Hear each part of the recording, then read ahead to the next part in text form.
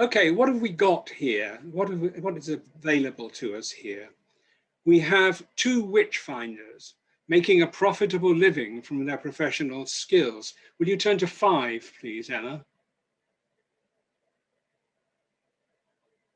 Here, the witch finder is in the corner, marked D. He is being paid his money at 5 and 6 a witch for his services. Could we go back to 4, please, Emma? Now, this is the famous witch finder, Matthew Hopkins, soi-disant witch finder general. Impressive. In his hand, he carries a staff of office. On his boots, magnificent boots, he has spurs. He is witchfinder general, trying to imply a professional role which is recognized by the state. There is in fact nothing of that in what he does. He is a barrow boy, a rather Thatcherite barrow boy, selling his services on the open market at £1 a witch. But he wants us to believe that he has a much greater importance than that. Thank you, Emma. So we've got 2 witch finders. I'll come back to them. Now I'd like to go to the witches. We have 16 witches. Could we go to number 2, please, Emma? This is slightly misleading in that Joan Prentice is portrayed twice here. She is sitting with Bid the ferret, as it were, kissing her, and she is also hanging from the gallows. So we can't count her as 4, we can't count that as 4 witches, we have to count it as 3. So 16 witches, all are women, all are women. Now, there are male witches in England, and the study of them is an interesting subset of what we witch historians do, and we might want to discuss these people. But by and large, in England, witches are women. The highest percentage of women in a significant group is the number from Essex, where 92% of witches are women, 92%. It's tempting to make a joke about Essex girls here, but that probably isn't appropriate in the modern world. So 16 witches, mostly women. We also have here, and 1, please. Thank you. And 2, please, again.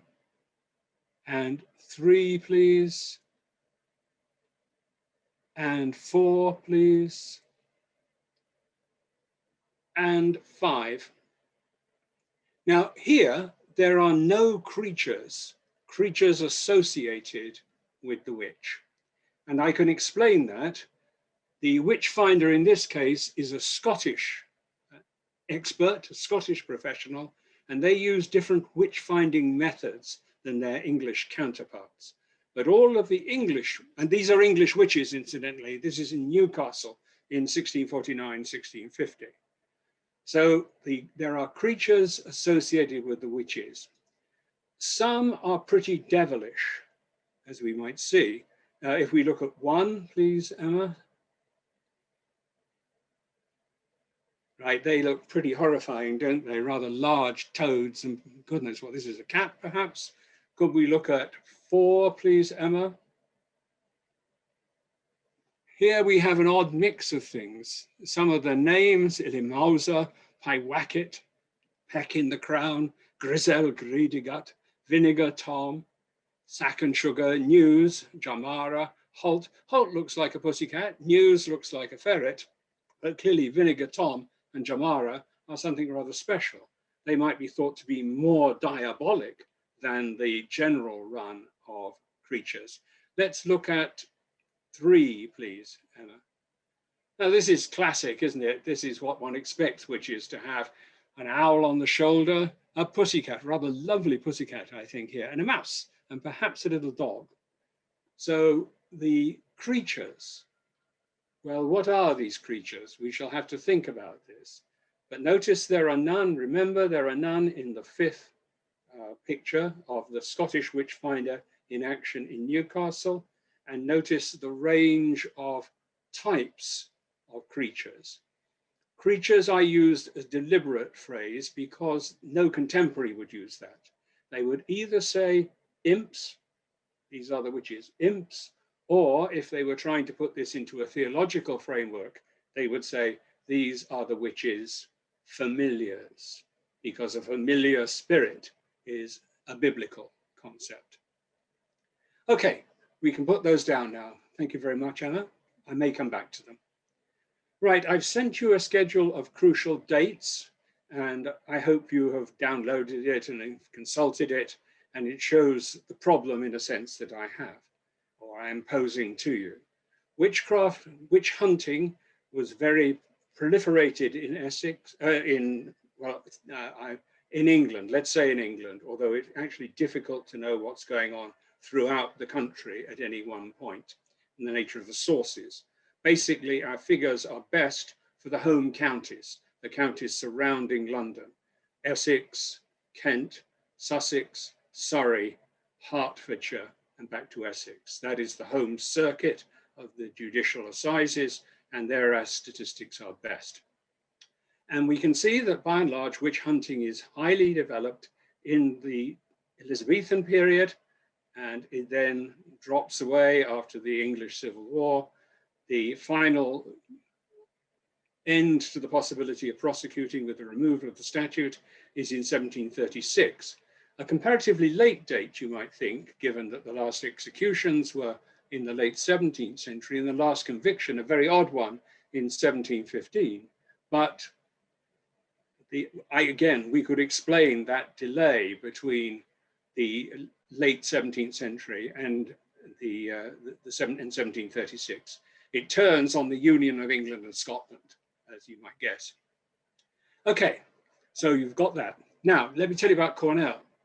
I went to Cornell in 1969, and in the library, marvelously in the library there, was a fantastic collection of witchcraft materials. A great surprise and a delight, because I found it a wonderful teaching device, and almost immediately began teaching witchcraft from the resources of Cornell's library with a small seminar of 10 to 15 students. Why was that collection in the Cornell library? It was used by me as a teaching resource, but it hadn't been put there for that purpose. I should also say it was used by the practicing witches of upstate New York, who consulted the collection as they sought to improve their Wiccan skills, I think. On one occasion, I was asked by a rather strange man in the library whether I could read Latin. I, of course, insisted that I could, and he showed me a Latin invocation of Beelzebub. And I thought probably I shouldn't allow Beelzebub to be unleashed in the Cornell University Library. So I said it was very technical Latin and I really couldn't understand it. Why was it there though, was because of the intellectual founder of Cornell University, who is Andrew Dixon White. And Andrew Dixon White's most famous book was a book entitled The Warfare of Science and Religion. The Warfare of Science and Religion. And there can be no doubt who the good guys are in his story. He collected the witchcraft materials to show organized religion in a worst possible light, persecuting poor old women, poor old people on nonsensical grounds. And therefore, this was designed to show us the awfulness of the organized churches. Cornell had no organized, no religious department. It had no chapel. It was very much set up not like Notre Dame or Wesleyan. It was non-denominational, almost atheistic, and it was multi-gendered, unusual for a university founded in the 1870s. Did you notice also, while we were looking at the pictures, I don't think we need to look at them now, that the witches are hanged in England, not burned. Why? Because the statutes made witchcraft a felony, not a heresy. You are burned for heresy, And you could be burned in Scotland because the Scots treated witchcraft as a heresy, although more usually the individual would be witched and burned, that is to say, strangled at the stake, and then the body burned. We also should note that a consequence of this is that there is no use of torture in England. William Perkins, the great Elizabethan interpreter of Calvinist theology in England, suggested the English didn't really take the offense seriously enough. Witches should be burned, not hanged. Torture should be employed. Of course, if torture is employed, you can convert your the kind of attacks you are making or the kind of material you can, as it were, extract. You can make it much closer to what you really want. So let's go back with those thoughts in mind to our pattern and our basic question. We should note from the first that from the earliest dates, there were skeptics. We're not dealing in 1563 with a unanimous and united sentiment hostile to witches, or believing in witches. There were always skeptics, justices of the peace who refused to permit the investigation of accusations, judges who were deeply suspicious of the evidence presented to them. Brian Darcy, Justice of the Peace, was an assiduous investigator in northwest Essex in 1582. He presented 14 women for trial. 4 indictments were rejected by the grand jury, 4 women were acquitted, 4 were reprieved by the judges of assize, only 2 were executed. Darcy was so peeved by this that he published his findings, and in doing so encouraged the most formidable of the Elizabethan skeptics, Reginald Scott, to publish his powerful demolition of witchcraft theory in 1584. Nor, of course, did witchcraft belief end with the 1736 legislation. It survived mostly at the popular level, although with some, for example, Methodist, early Methodist commentators. John Wesley believed in witchcraft, survived at the popular level and amongst some other commentators into the early 20th century, certainly into the 19th century. So what we're seeing here is a tipping of the balance from belief to skepticism from 1563 to 1736. Now, why did it occur? There's our question. I finally got there. Merely 15 minutes into this. Why did it occur? The answer was very easy for Andrew Dickson White. It was the triumph of science over religion. Cartesian materialism and rationalism would be invoked. The medical works of eminent doctors like William Harvey, Edward Jordan, and to give some not Oxford names, Thomas Willis, Thomas Sydenham. We should also recognize, as Andrew Dickson White did not, there were shifts in theology in this period that made witchcraft less and less essential. Began with attitudes to scriptural exegesis, begun by Scott. And there are questions about divine providence that are increasingly asked. Was it compatible with the infinite mercy of a just God that he should allow? Because God allows witches. That we must make clear. God allows witches. Satan, this is not a Manichaean universe, a dualism. This is a universe dominated by God, and God, for his purposes, may unleash Satan. God may unleash Satan. But then this idea becomes challenged by other voices, those who do not subscribe to a fully Calvinist worldview. Arminians, we might call them. Okay, now remember our 16 women and 92% women in Essex. Let's begin there. And I want to show you some of the difficulties, some of the complexities that occur in trying to explain the steady diminution of witchcraft. Okay, the theology of witchcraft, as it was enunciated in the 16th century by the thinkers, before then indeed, by works like the Malleus Maleficarum, the Hammer of the Witches in the late 15th century, was clear and simple. A witch was a person who had made a covenant with Satan, selling his or her soul in return for secret knowledge or illicit power. Witchcraft, the great Elizabethan interpreter again, William Perkins said, is not an art, neither does it flow from the skill of the sorcerer, but is derived wholly from Satan. The very groundwork of their practice is their league with the devil.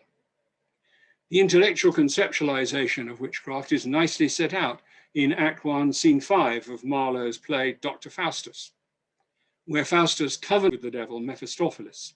He stabs his arm, contracting his soul to Satan. In return, he receives magical powers and the services of Mephistopheles. Fine, fine.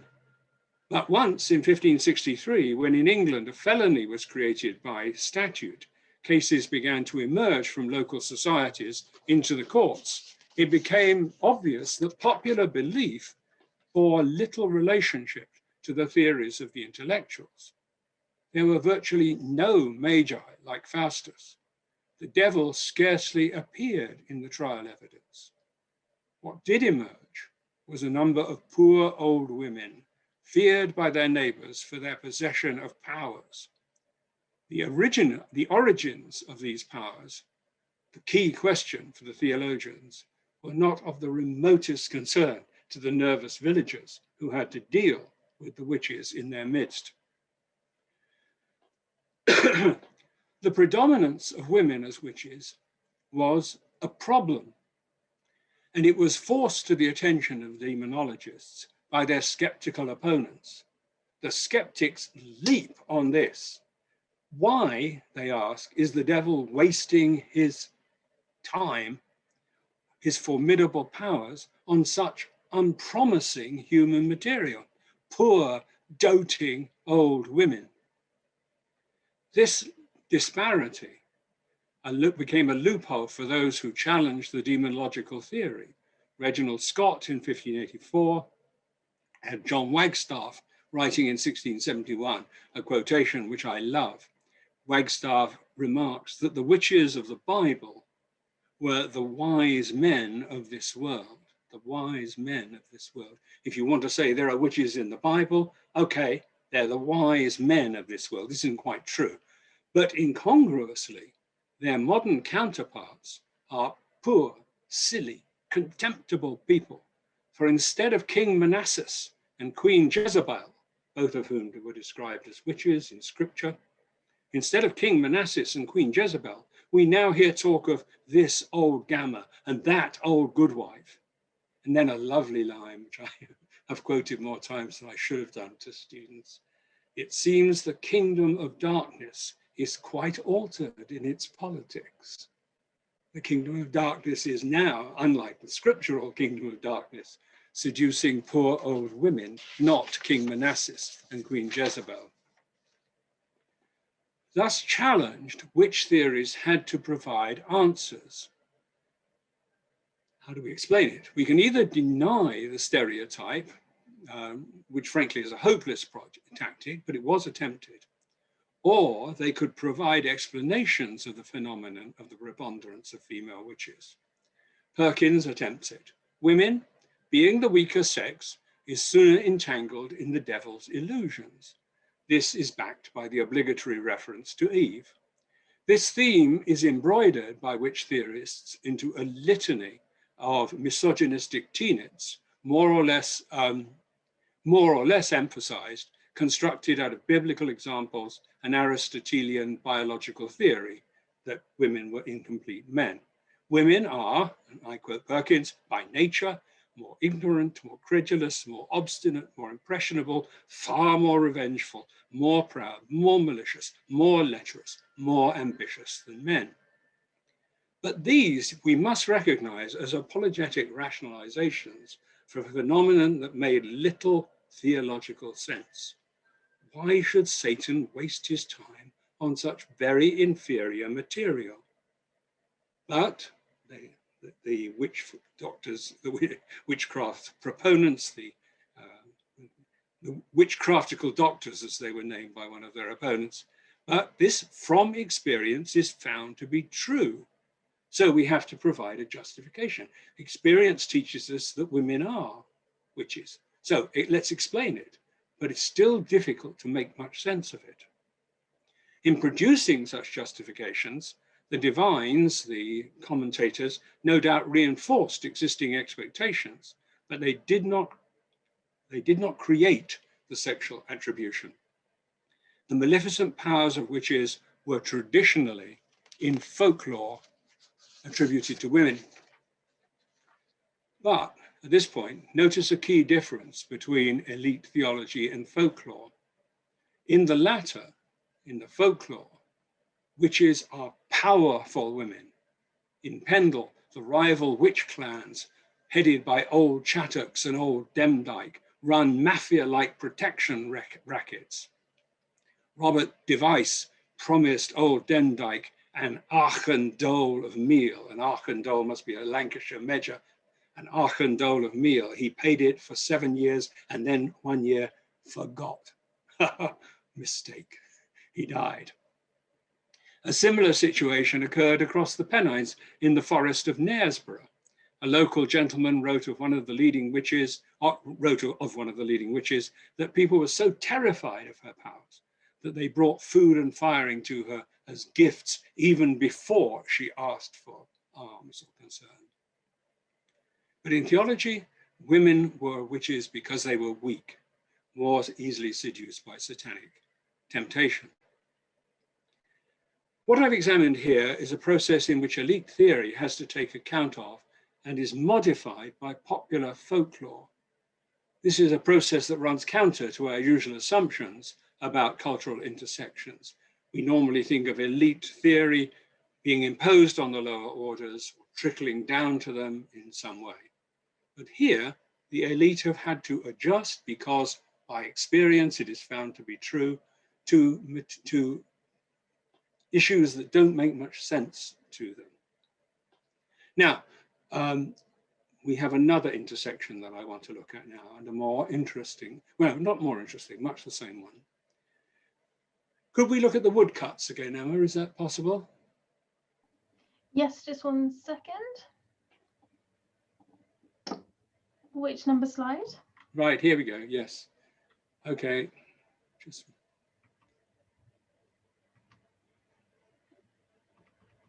Now, another problem emerged for the elite in the early trials.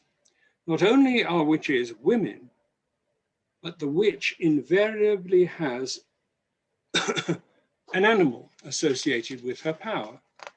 As I said, the creatures or familiars, if we want to put them into our theological concept. So in 1566, one of the earliest Essex cases, Elizabeth Francis has a white spotted cat, which is fed on bread and milk and housed in a basket. In 1579, Ursley Kemp has 2 male cats, Titley and Jack, a toad, Piggin, a white lamb, Tiffin.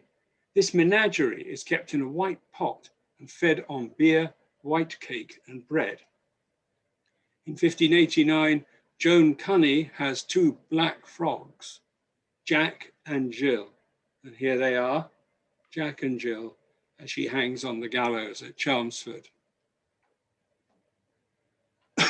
And we also find Bid the ferret, my favorite familiar, I have to say, Bid the ferret.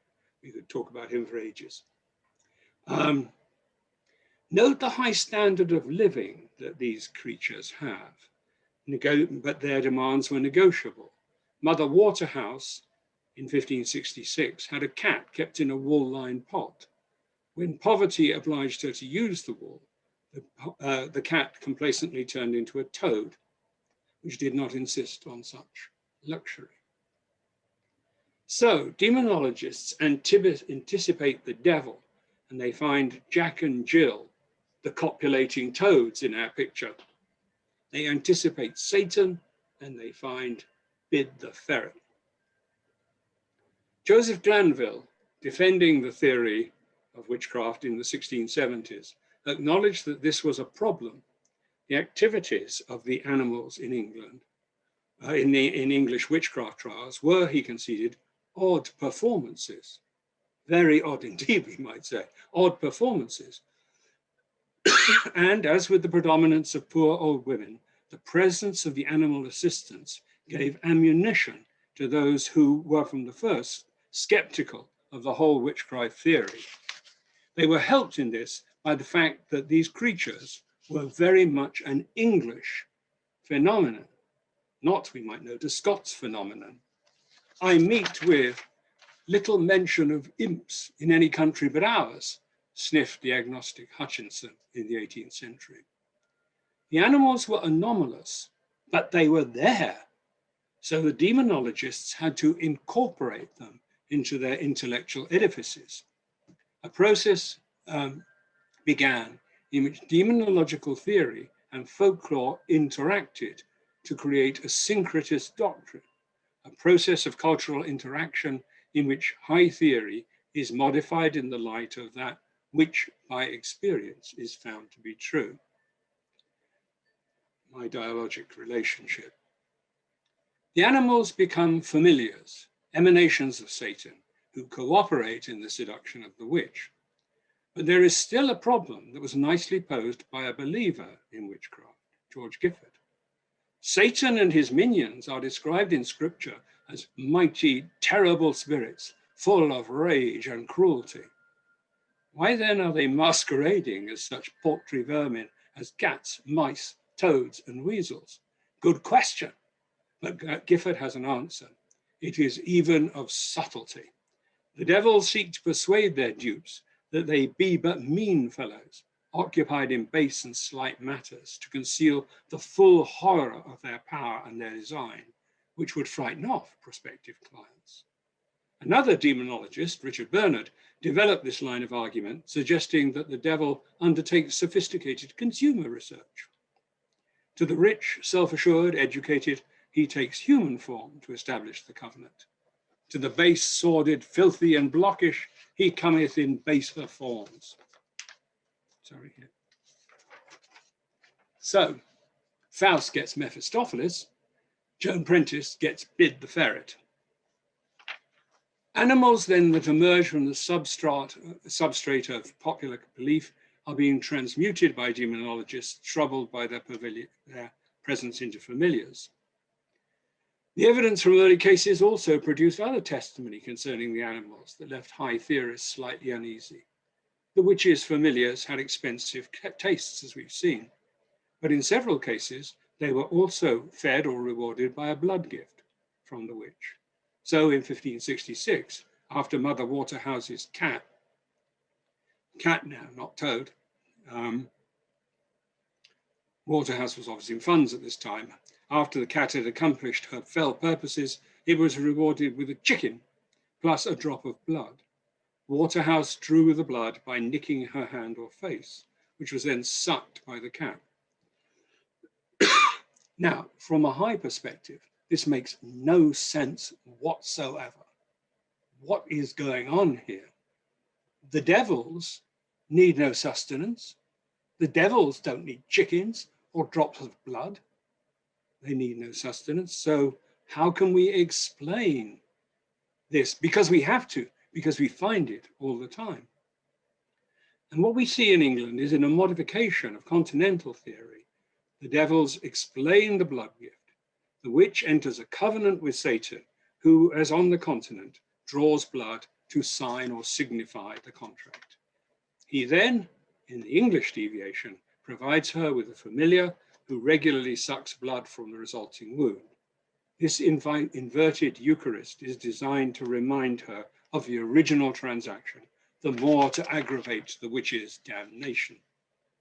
So what we've seen here is a complicated process in which witchcraft theory, in its initial formulation on the continent, eminently sustainable, internally coherent, is in England modified by popular traditions that can't be destroyed because there's no torture, If we have torture, we can get rid of these creatures, and we do in Scotland and certainly on the continent. So the theory of witchcraft, which is being assailed by men like Scott, by Wagstaff, by the scientists, by the theologians, is a strange amalgam. It's a little, it always reminds me of the Ptolemaic world system, a complex series of interconnected, you know, what do they call them? Ellipses, which become more and more complicated until Copernicus makes sense by saying it can't be that complicated. And the whole thing topples down. So there you are. That is why I think witchcraft is fun to study. I hope you found it so. And why I think witchcraft prosecution ceased in England. Thank you. Thank you so much, Clive. Thank you. I can see some claps there. So that was really interesting. Thank you. So now is the time we invite questions from you all. So like I said, do feel free to virtually raise your hand if you'd like to come and ask yourself, or use the chat function. I have had one that's been submitted in advance. So Clive, I'll start with that if I may. This comes from Rafaela, and they're asking about difference in patterns of accusation, particularly with regards to people with red hair. So they note that about 20% of the British Isles were red-headed, compared to 1% in continental Europe. So they wondered if that has led to a difference in the patterns of accusation. And do we have any written sources specifically linking people with red hair to witchcraft, or was it a more general sentiment? Well, it's a fascinating question. Of course, we can't possibly answer it. We can find out the gender of people, but the coloring of their skin or the color of their hair, certainly not. Red hair.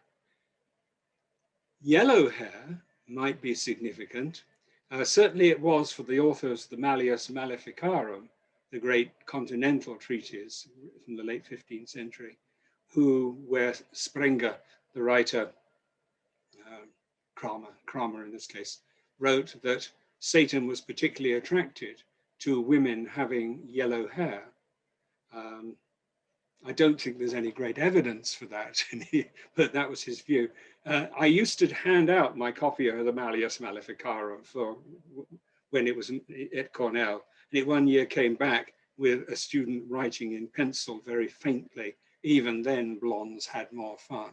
But the notion of blonde-haired women as being witches is something on the continent. Red hair, probably not. I mean, one of the areas where male witchcraft is strong is Normandy, the area of Viking settlement. And Viking settlement, very difficult to pin it down exactly, but it would seem unlikely. And of course, our evidence is really non-existent for any discussion of it. But it's an intriguing question. Certainly one would like to know more, particularly with the men, frankly. I mean, what made the men susceptible to accusation? They're a small, well, not altogether coherent group, but what makes a man subject, given that in England, the dominant position is that women are witches? Thank you, Clive. Thank you. A question has come in on the chat from Andrew Davis, so I'll ask that, and then we'll go to Hugh with his hand up. So Andrew asks, referring back to the pictures you showed us with the animals, why don't the illustrations include destroying, executing, or killing the animals? It might seem logical that people might want to exterminate the animals, but in the pictures we only see the killing of the women themselves. Could you repeat that, please, or could Hugh do it? Because I can't hear you that well, I'm afraid, Emma. Sorry, Andrew or Hugh, would you be able to read out, or Andrew, I don't know if you're online, might you be able to read out the question? I'd be happy to. Hi, Clive. If you can hear me at least a little bit. Hello, good to see you as well. This is taking me back. It's wonderful. Yes, my question was why the illustrations did not include destroying the animals, but only destroying and hanging the witches themselves. I thought it might be logical to destroy the familiars too. It's an excellent question, and one actually I've been frequently asked, and which I've thought about, that you do not find the animals being destroyed. It would seem very obvious, wouldn't it? There are attempts to destroy the animals which are reported. For example, in some of the Salem cases, people make attempts to destroy the familiars, but the consequence is invariably counterproductive and merely indicates their demonic status. That is to say, that the thing turns on you and gets much bigger, or carries you across a church or something like that. In one of the English cases, in that case from Enfield. But no, these toads look like, well, there's one lovely story concerning the destruction of an animal, and it concerns one of the great scientists involved in this, William Harvey. Harvey, on one occasion, learned, he claimed, he was at Newmarket as the king's physician, and he learned that there was a witch who had a hovel on Newmarket Heath. So he went to visit her, and he knocked on the door and said, "I am a great magus. I have come to visit you to discuss witchcraft technology," or something. And she welcomes him in, and they discuss witchcraft. And then he says, "It's thirsty work, this talking about witchcraft, isn't it? Why don't you, I daren't be seen here, why don't you go down to the village alehouse and bring us some beer?" So she goes, and then he says, "Oh, and do you have a familiar?" And she nods and she clucks. And a great toad comes out from under the bed. And Harvey looks at the toad and she goes off. The moment she's left the house, Harvey dissects the toad. We know that Harvey always carried his dissecting instruments and was always ready to use them. So he dissects the toad and lays it all out and proves that the toad has just had a drink of milk, which she had given him. And so the old lady comes back and Harvey says, "Look, it's not a familiar at all, it's a toad." And she is furious and she falls on him and tries to scratch his eyes out. And he says, "Watch it, I am the king's physician and you could be in very big trouble."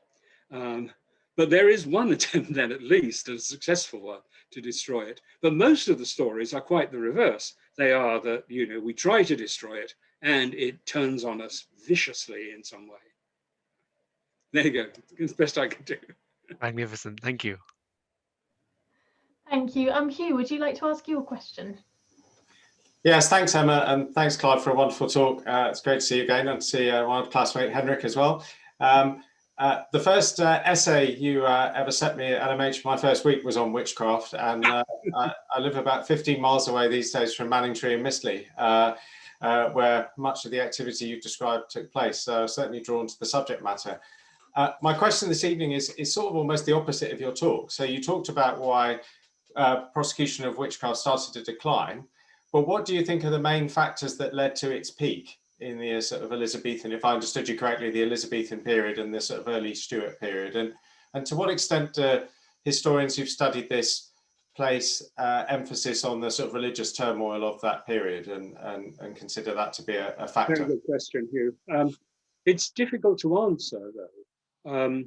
The religious turmoil is clearly very present, but makes very little impact, it seems, on the bulk of the legislation, though that may not be true. I'll come back to that.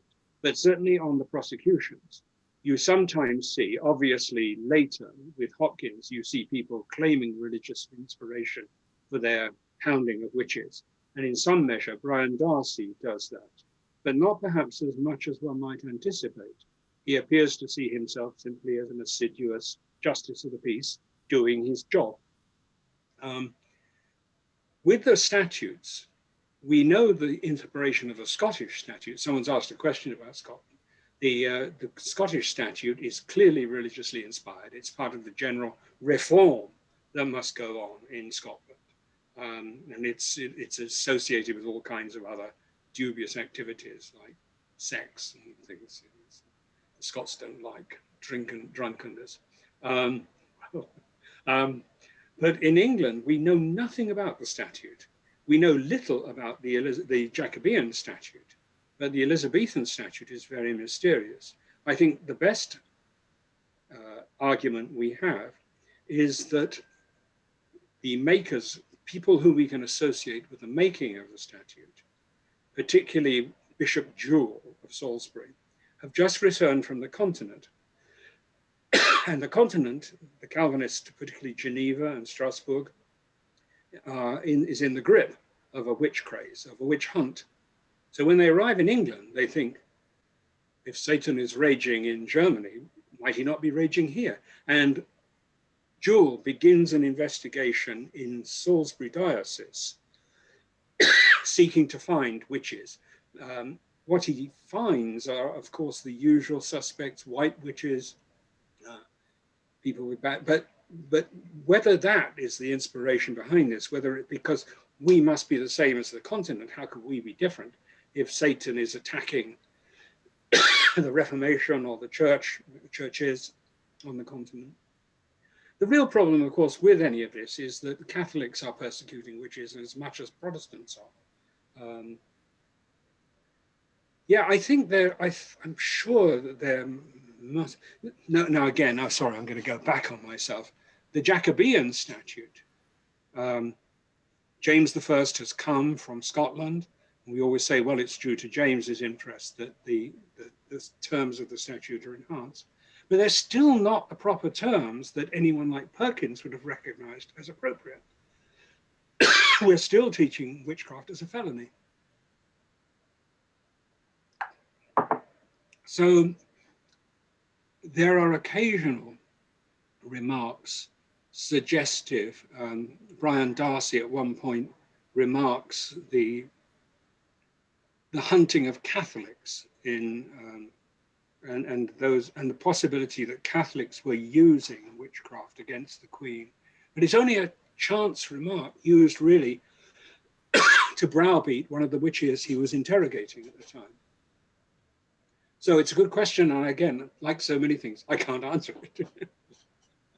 Why women? I don't know. Thanks, Clive. Henrik, over to you. Hi, Henrik. Hi, Clive. Good to see you again, and so many other people that I remember from the good old days. My question is, where would you see the main differences in terms of occurrence, or, I mean, if you can comment on that at all, in terms of the occurrence or the approach of the authorities to witchcraft on the continent compared to England, particularly England and Scotland? So where would you see the difference in are there more, is it more frequent, is it less frequent, and what stance do the authorities take? Are they more lenient, or, and the second, it's slightly not quite related, witches of course feature very highly in, or significantly in German folklore, in the Grimm's tales, how other storytellers that collect, of course, these stories. Are there any parallels in English folklore, or let's call it North American, New England? Let me answer the first question first. The Yes. second I didn't quite catch. So the first question, well, you know, the continent is a very big area, and what we have is an extraordinary, massive divergence of patterns. Some areas appear to be particularly prone to witch hunting. Bavaria is particularly given to witch hunting. Several of the imperial cities, like Mainz, and Mainz is the chief one that I can think of there, we find a lot of witches being hunted. But in other areas like Rottenburg and the Tauber, there seems to be very little, virtually none, despite the fact that they still have their torture chamber all set up. You can go and visit it, you no doubt have in Rottenburg and the Tauber. But they never seem to go after witches. Now, why that should be, quite what provokes one or the other, is very difficult to distinguish. And I think even the great historians of German witchcraft, like Lintel Roper, have not made a great deal of sense of that. In terms of other countries, in France, the belief in witchcraft is there and is pursued, particularly in Normandy. And Normandy is a different jurisdiction, of course, than Paris. But the Parlement of Paris becomes very suspicious of witchcraft accusations comparatively early. And it begins to ride on the local authorities who are prepared to prosecute witches in a way that means that basically in Paris, witchcraft, in the jurisdiction of Paris, witchcraft people are still being presented as witches, but always the convictions are cut down on appeal. And all witchcraft cases are appealed to Paris. Normandy, I think, remains partly because there is a different kind of witchcraft, basically male witchcraft in Normandy. And also because the Normans are saying, well, as the Scots are going to say to the English in 1720, we still believe in the pure truth of Christ's gospel, and there are witches. And that's why the change in the statute doesn't occur until the union is very firmly in place. Now, your second question? Thank you. No, I was just wondering the preponderance of witches in German fairy tales, scrims, and so on. Is there any noticeable parallels in English folklore or New England at that very rudimentary popular level? I think so. Yes, I think so. Of course, our knowledge of folklore is largely derived from antiquaries doing their researches in the 19th century. We have very little sense of folklore except in the way it's embodied in these kinds of cases. But clearly there are divergent folkloric views in different parts of England, which I'm sure do affect witchcraft accusations. For example, the little creatures, which we saw dominating, as it were, the home circuit, and we might say Southeast England, the Lancashire cases show very little account of familiars. We look for them increasingly because we know they're going to be there because we've seen them in Southeast England, but the folklore doesn't appear to require. And again, thinking of folklore, the folkloric, the Isle of Ely, there are far more men in the Isle of Ely than in anywhere else in England. Why? One can only say, well, the folk are more capable of sustaining that. Okay. Thank you, Clive. Thank you, Clive. I've just got one question. I hope you can hear me okay. Sorry if you can't. It's coming on the chat. You talk about the differences between Scotland and England. Do you have any insights on the experience and treatment of witches in Wales? Very interesting question. The answer is no. Partly, there is a tract in Welsh concerning the existence of witches and the danger that witches pose, and in particular, the danger that white witches pose in Wales. It's a dialogue between two Welshmen. I, for the moment, forget who it, by Holland, by one of the Holland brothers, a Welsh minister as he was. So the ministers are worried that witchcraft belief is in Wales and it is being misunderstood, of course. People turn to white witches, and that's something that annoys all the godly, that white witches, in fact, may be worse than black witches because people turn to them. In terms of convictions, the records are very sparse. There are 2 convictions of Welsh witches, Tall Maggie and Tall somebody else, in the 1650s or 1650s, I think. But there is, you might anticipate, I mean, if we were going to say, look, as Trevor Roper did, and Henrik was a sort of, and you were implying, if witchcraft is going to occur in areas of traditional religion or religious divergence, you might anticipate Wales being at the very center of witchcraft. It may be, but it leaves no records. Thank you. And just time for one more, I think. Clarice, would you like to ask your question?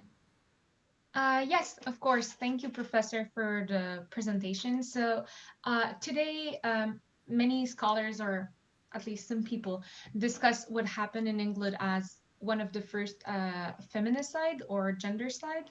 And so I was wondering if, from your understanding of what happened with the witch hunt in England, does it fit with this concept of feminicide and gendercide, so as a hate crime based only on the gender or the sex of the person prosecuted? It is clear that misogyny plays an enormous role in the prosecution by members of the elite, and they come up, as I quoted from Perkins, with some very damning comments of a really repulsive kind. The problem with genocidal, or you use feminicide, is that the word you used? Yes, is that in fact, although the majority of accused witches are women, the rates of conviction are still very low. I mean, if you want high convictions, you turn to Henrik's Germany, to the bits of Germany where you get really high conviction rates when people are being pursued. But in England, in Essex, the figure for accused found guilty is only 47%, which is very low by European standards. You also have the problem, but I'll tell you what the problem is because other scholars would emphasize it, that the accusers of witches are often women themselves. Now, that is to say, that women are very often behind the prosecution of witches. My own view against those scholars is that invariably there is a front man who is doing the work and who is then using the woman's the objections. There is also the fact that juries of women are impaneled to find the marks left by the familiars when they suck from the body of the that finding the sucking marks is again deeply misogynistic, but it's done by women. And now again, I think that merely complicates the issues. I would say misogyny I would emphasize definitely. Feminicide, no. If I wanted feminicide, I would turn to other jurisdictions. Does that answer you? Thank you. Thank you, Clive. Well, I think we're just on time, so we should wrap up there. Thank you so much for joining us. Actually, I wonder if you have time for one last remark. Question has come in asking that if we wanted to read more, what do you think is the single best volume to find out more about from? Find out about witchcraft in England or witchcraft in general? Witchcraft in England, James Sharp. And I forget the title of it, but James Sharp's book. I could go and get it off my shelf, but I use it so much. I have problems with it. He is someone who, to my mind, downplays misogyny, but it still is probably the best survey of